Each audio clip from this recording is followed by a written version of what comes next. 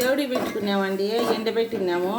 మొన్న అది తలకాయ కూర చేసి ఈరోజు ఎండు మటన్ చేస్తున్నానండి, ఎండబెట్టింది మటను.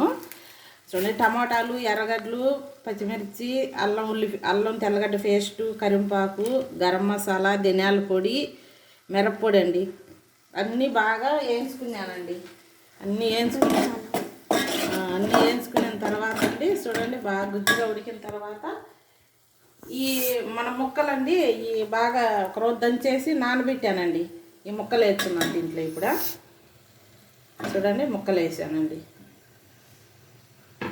ముక్కలు వేసిన తర్వాత బాగా ఇంకా బాగా వేసుకోవాలి దీంట్లో మసాలాలో.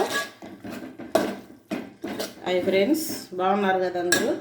మళ్ళీ దీంట్లో కొన్ని మునక్కాయలు వేస్తున్నానండి. మునక్కాయలు చూడండి, మునక్కాయలు ఎండు మాంసం బాగుంటుందండి టేస్ట్. బాగా వేయించుకొని బాగా రోజుసేపు వేయిన తర్వాత మళ్ళీ కొద్దిగా నీళ్ళు పోసి ఉడకబెట్టాలండి.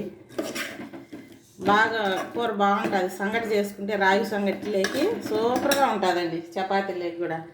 మన ఛానల్ లైక్ చేసుకోండి, షేర్ చేయండి, సబ్స్క్రైబ్ చేయండి. Bye friends.